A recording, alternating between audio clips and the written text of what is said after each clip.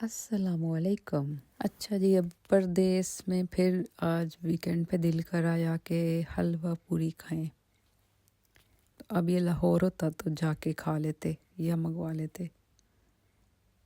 यहाँ भी वैसे मिल तो जाते हैं लेकिन वो दूर है, काफ़ी दूर। तो फिर ये हलवा पूरी के साथ चने घर में ही बनाए मैंने। प्याज को थोड़ा सा ब्राउन करके और सारा कुछ ही मैं तो डाल देती हूँ उसी में ही। आसान तरीके से बनाती हूँ लेकिन अच्छे ही बन जाते हैं।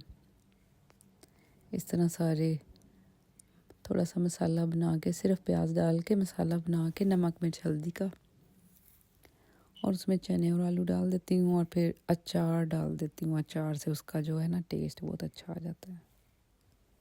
इस तरह का इतने साल हो गए हैं फिर भी हम परदेसी ही हैं।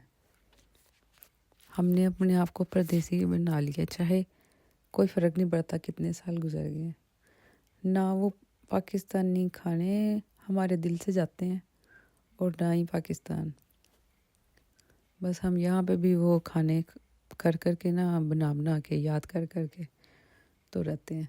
ये थोड़े से आलू को मैं मैश कर लेती हूँ, आधे ऐसे रहने देती हूँ, आधे मैश कर लेती हूँ।